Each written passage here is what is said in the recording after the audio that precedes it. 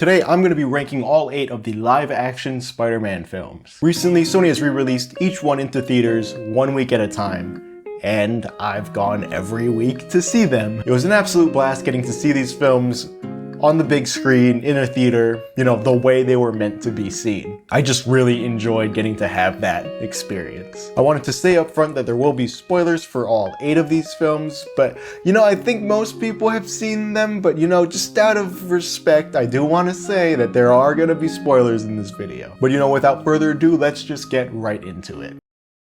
Coming in at number 8 is The Amazing Spider-Man 2. This should come as no surprise if you're a fan of these movies. Everyone seems to hate this one, and while I don't hate it, I do think it is the weakest film in this entire series. The things I think do work in this film, I think really work. I think the web swinging has never looked better. It's fluid and fast. It's just filled with so much energy. It's an absolute joy to watch.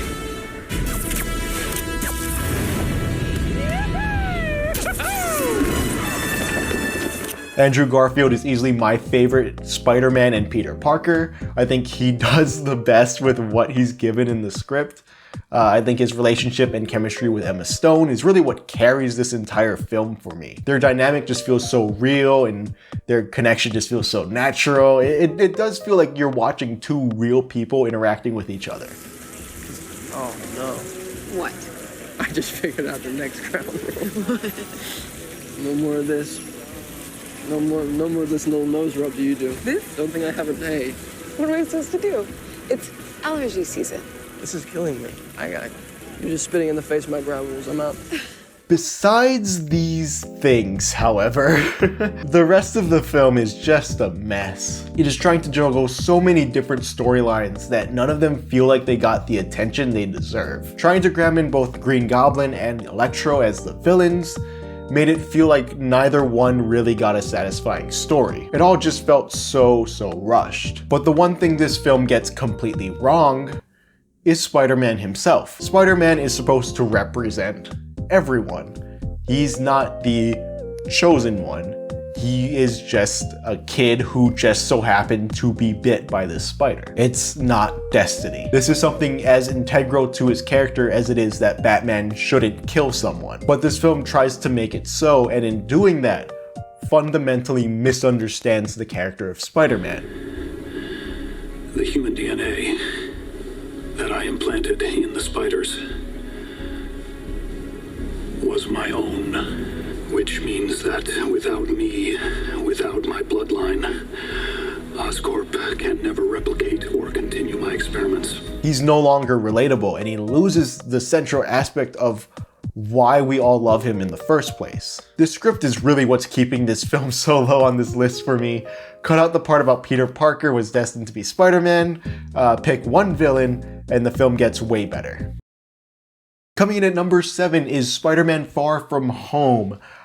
I don't hate this film. I think it's fine, and that's okay. This is the second film in the Jon Watts MCU trilogy, and the one thing that really stands out between this series of films and the other ones is that these films look flat visually. And this is a common complaint amongst a lot of the MCU films, but I'm slightly more lenient towards the Jon Watts trilogy because it is trying to be reminiscent of like a John Hughes high school comedy type of thing. But at the same time, when you have Spider-Man fighting, you know, these giant CGI monsters in this film, it makes them look less exciting visually. You know, as I'm watching these action sequences, I'm just longing for the visual style of the Amazing Spider-Man films.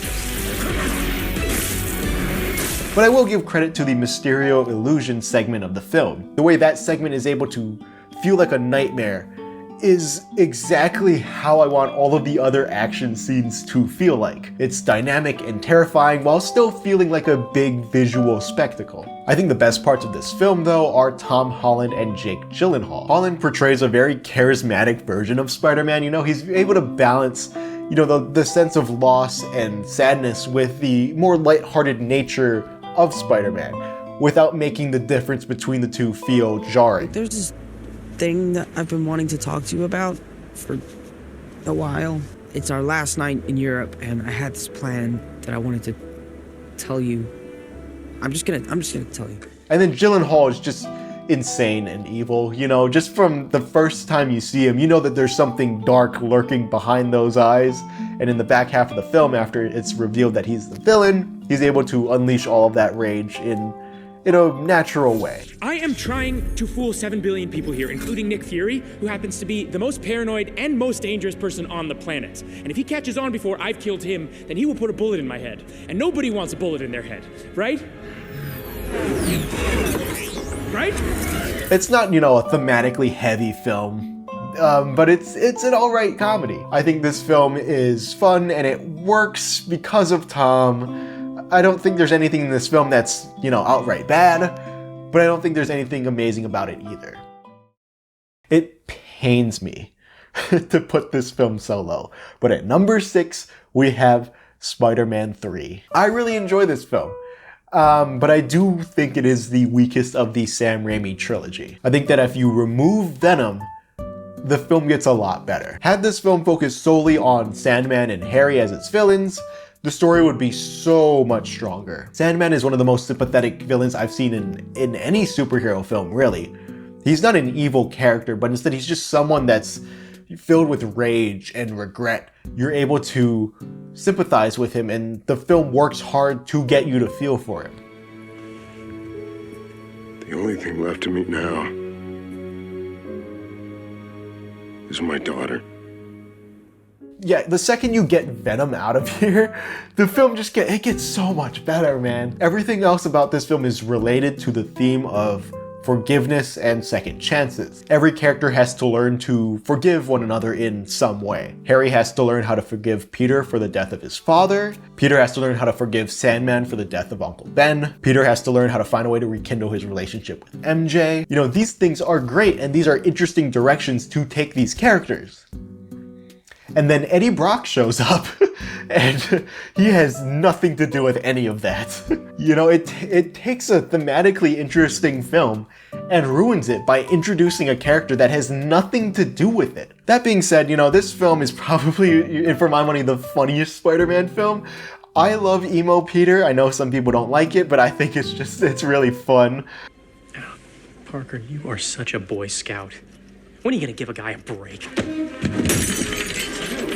You want forgiveness? Get religion. It's got some of my favorite J. Jonah Jameson gags. Parker! Parker, what? Need a photographer. Hey, kid, you want a job? It's got my favorite Bruce Campbell cameo. Oh, so you want to pop the question tonight, huh? Yes, and I want to do something very special. I love it. Romance. I am French. It's just a fun time. Like I said, it's the second you get Venom out of here, movie gets better. Coming in at number 5 is a film I thought would be higher. It's Spider-Man Homecoming. I used to think Homecoming was my favorite of the John Watts MCU trilogy. That's come into question a bit now on this rewatch. I'd say this and No Way Home are about like even on my ranking. So take a wild guess what I'm talking about next. But Homecoming is the best for Watts' more flat visual style. It's the only one that really feels like a true high school comedy. They even show a character watching Ferris Bueller's Day Off as they're referencing Ferris Bueller. Whoa! It smells really good. You know, so it's very clear what they were inspired by when making this film. On top of that, this film is just, it's got a fun, upbeat vibe to it. I love the dynamic between Peter and Ned. I think their friendship just feels so real and so natural. And, you know, just giving a Peter Parker a buddy to talk to about being Spider-Man is such a great idea for a high school comedy because it sets up so many different comedic bits and beats that it can, you know, play with later on. Spider-Man is not a party trick, okay? Look, I'm just gonna be myself. Peter, no one wants that. You know, it's just got a really playful nature to it that's matched by the theme by Michael Giacchino, which you can hear all over the place in Avengers Campus at Disney. It's a more lighthearted version of the character, and the film does everything in its power to convey that to you. I also just love how low stakes this film is. You know, this film really gives off the vibe that this Peter is a friendly neighborhood version of Spider-Man. You know, he's stopping low-level threats. You know, the main villain of this film is a thief. He's not super evil in any particular way. He doesn't want to take over the world or anything like that. He just wants to get back from the rich. That's really it. If you boil it down to like the most basic level, if you strip it down to the most basic level, that's what he wants. And I think that's a perfect villain for this version of Spider-Man. And dude, the reveal revolving around the main antagonist is one of my favorite plot twists in any superhero film. I can't even bring myself to spoil it here in this review or in this ranking video. You know, it not only completely catches you off guard, but it also makes him seem way more like a personal threat to Peter, and it makes him a much more terrifying villain. It's a great moment, and you know, this film, I think it has a really great script. It's just a really enjoyable watch overall. Here at number 4 is a film I thought was going to be much lower on the list. It's Spider-Man No Way Home. Now, I will be the first to admit that visually, the film looks uninteresting, and that's a problem. This should have the same energy of the Sam Raimi films or the Amazing Spider-Man films, you know, especially if you're going to pull characters from those movies. You know, as I'm watching the action scenes in this, I can't help but mentally compare them to the fight scenes in those previous films, and feeling slightly underwhelmed in that aspect.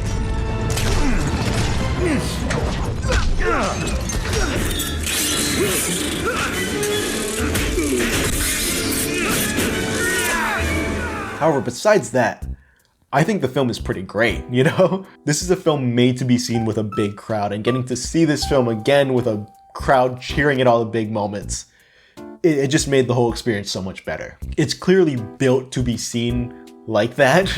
And when you're in a room that is that electric and that excited to see all of these moments, the film just comes alive, you know? It's a whole nother experience. The legacy characters all felt like they were yanked from their own respective films. It felt like a natural continuation of these characters, which is, you know, nice. And it helps, you know, create this sense of continuity and rewards you for having seen the other films. The power of the sun. In the palm of your hand. Peter? Otto. I think Tom Holland's performance in this film is fantastic and probably my favorite performance from him ever. Not just as Spider-Man, but just in anything. I think he absolutely nails this role, and he really delivers on the film's, you know, more emotional scenes. Like, I was genuinely tearing up at a few moments because of his performance.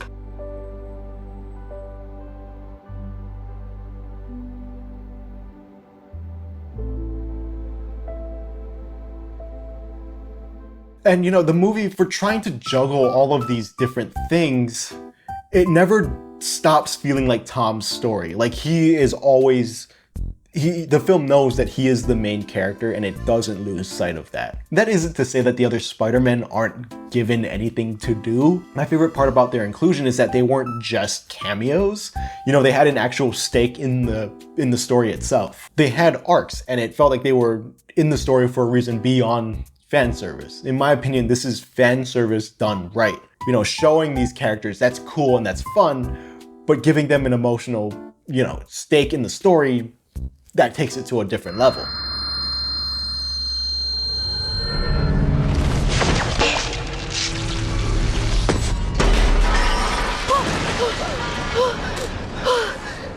Are you okay?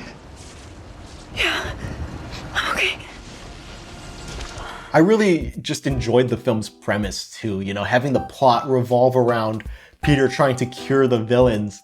You know, it's so tied into the classic Spider-Man saying of, with great power comes great responsibility. It's a great way not only to, you know, give these characters a satisfying ending to their stories from previous films, but it's also a great way to instill that lesson into the MCU version of Peter Parker. I really enjoyed this film, you know, I think it has the heart, the comedy, just everything that I could have wanted from a Spider-Man film. The only thing that's really holding this film back from being in my top 3 is just the lack of visual style. Okay, so this is the only thing that I think people will get upset at me for in this video. And number 3 is The Amazing Spider-Man. Now, I get why people don't like this film, okay? I understand where you're coming from, but I enjoy it, okay? To me, like I said earlier, Andrew Garfield's performance is amazing. I really love him as Peter Parker and Spider-Man. And it's really the performances and the characters that make this whole movie for me. You know, I think Andrew Garfield, he's got the awkwardness down. He's funny, he's charismatic. And I also think he's the most realistic depiction of Peter Parker we've ever gotten. Not that realistic is a metric for how good a character is, but I completely bought into him as this more grounded version of the character. Hey. Hi. How's it going? Where are you headed? Monday, B-Track. Oh, it's Thursday. It's Thursday? What happened to your eye? What? Your eye, it looks bruised. Yeah, no, I don't know. Maybe I got a rash. It's pretty bad. Have you gone to the nurse? Also, this movie just looks gorgeous. You know, I think the action scenes are just so fast-paced and exciting, and the visual effects, they're still fantastic to this day. But the thing that puts this film in my top 3, like I said, is the characters. You know, this film strives for realism, not in its plot, but in its characters, and I think it really, really delivers in that aspect. Every character is, you know, just a little bit more than what they let on. And I think about, you know, Flash Thompson, who is, in the other 2 trilogies, just portrayed as, you know, the standard bully making fun of Peter, and that's about it. But in this film, they actually make him kind of an interesting figure for like the little bit that he's on screen. Hey, Parker. Not today, Flash. Hey, come on, man. I just want to talk.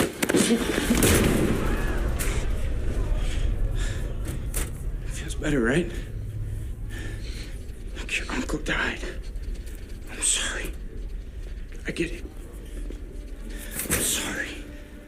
Of course, there is also the relationship between Peter and Gwen, which, you know, like I said for The Amazing Spider-Man 2, it's the strongest part of this film. It's the strongest part of both of these films. Their relationship and their chemistry is just so natural, and it just feels so real.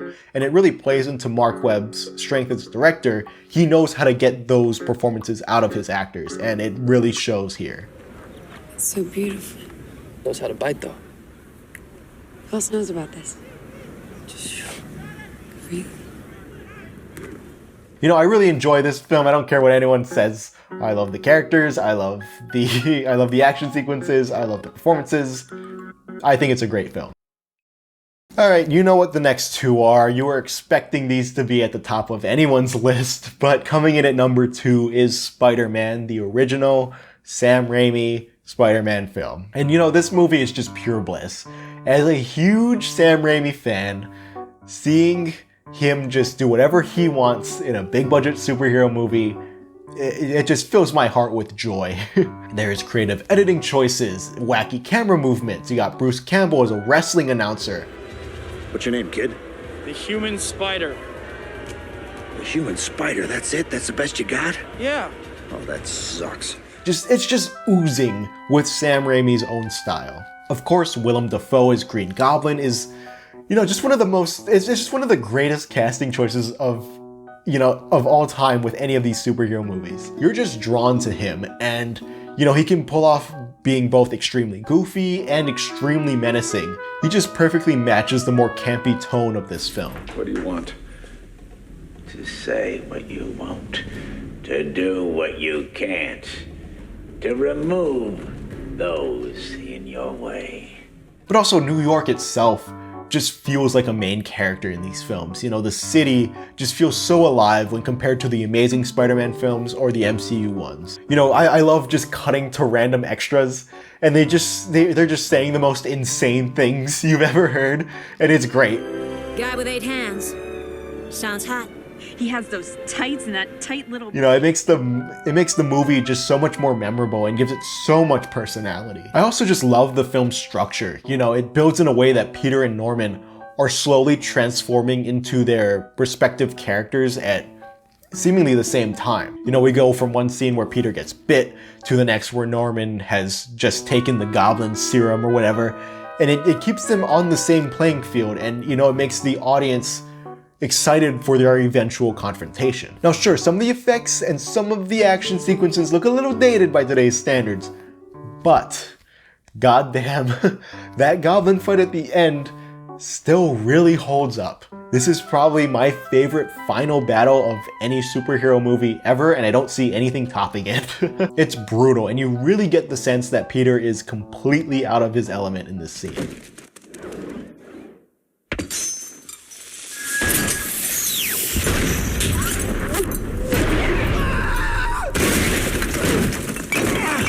It's just a really amazing film that I think really stands out because of Sam Raimi's own style. It really elevates this thing to a completely different level.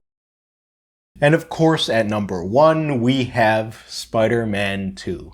It's the safe choice, it's the boring choice, but really what else could go at this spot? It's got the heart, it's got the Sam Raimi visual style, it's got everything I want out of a Spider-Man movie and more. Of course, Alfred Molina as Doc Ock is my favorite villain of any of these films. I think he's absolutely fantastic. He's able to go from being a kind and gentle figure in the beginning to menacing without it feeling like a jarring change. Interesting fellow, your friend.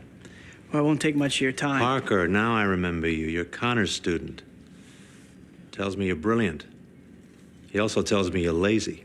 This is also just Sam Raimi going all out in terms of his own visual style. My favorite scene in any superhero movie is in this film, and it's the famous horror hospital scene where it just turns into a PG-13 version of an Evil Dead movie.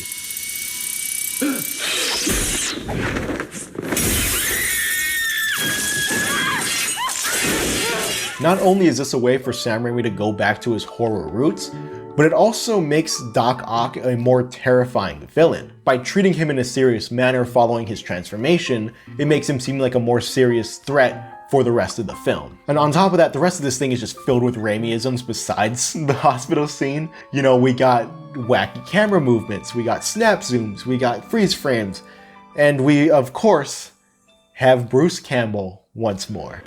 Shoelace.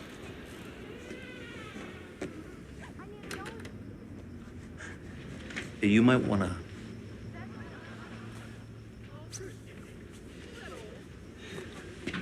Can I help you? You know, it's just such an exciting watch, and while there are aspects to the original film that look dated, everything in this film holds up so well. The fight at the bank, the final swing, the final battle, they all look incredible. Do I even need to talk about the train scene? That is still such an exciting set piece that knows how to build tension and ramp up the intensity in such a strong way. On top of being exciting to watch, it's structured masterfully, and it ends in one of the most emotionally powerful parts of the entire film. He's just a kid, no older than my son. The film has a really strong emotional core to it. Peter is constantly losing this entire film, whether that's in his personal life or as Spider-Man, or how being Spider-Man affects his personal life. I find him with my father's body and you defend him because he's your bread and butter.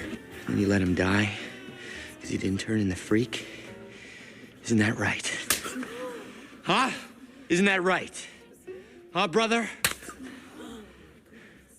This is probably the most quote-unquote relatable Spider-Man has ever been because everything sucks.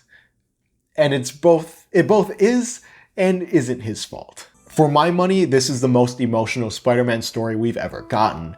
And it's not even really built to make you cry like some of the other films in this series. But this film hits me so much harder than any of the other ones. It's a film that reminds you that everyone has the power to make a choice. Every scene, Peter has to make a choice that results in a consequence for him. He chooses to be Spider-Man to help save someone.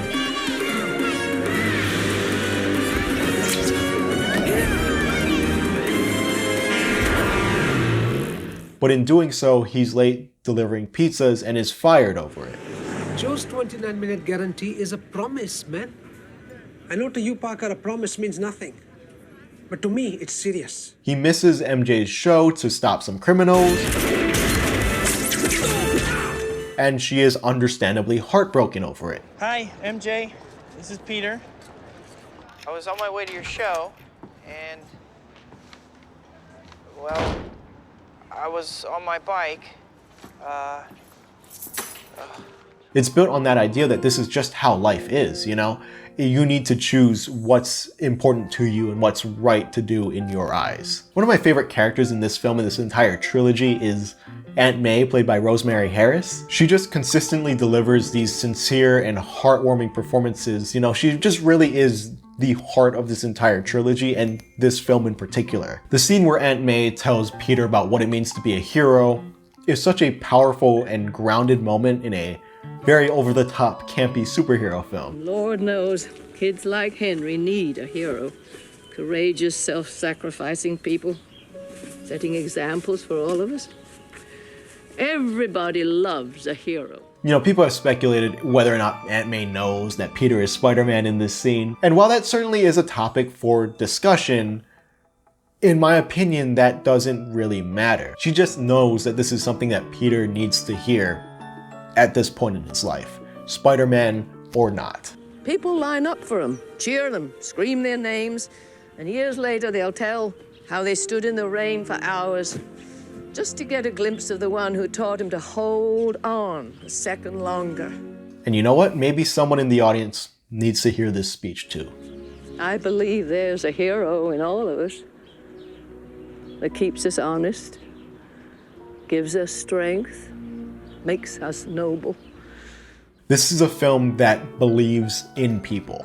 It's honest and earnest and inspiring. Where Amazing Spider-Man 2 fails to understand Spider-Man as a character, this film gets him 100%. It treats Peter not as someone destined for greatness, but as a regular person struggling with life. This film gets Spider-Man and why he has stood the test of time. You know, people come for the web swinging and the action, but people stay because he inspires them. Anyone can wear the mask, and anyone can be a hero. This film truly gets who Spider-Man is as a character. It's campy, it's fun, it's emotional. It's the perfect Spider-Man film. And that's it. That's my ranking of all 8 live-action Spider-Man films. I hope you guys enjoyed listening to me talk about my ranking. Please feel free to leave your own ranking of these films down in the comments below. I'd love to see how your list compared to mine. I really enjoy these films and I'm so glad I got to see these films on the big screen in a theater with a packed audience. Even if the audience pissed me off sometimes, but that's a different video that you can watch. I loved going to these films each week still, you know, regardless of the audience and how the audience reacted or behaved at certain moments. I think some of these films are just the best in the entire superhero genre. But yeah, thank you guys so much for watching. It really means the world that you clicked on this video, and I will see you guys very soon. Long live cinema.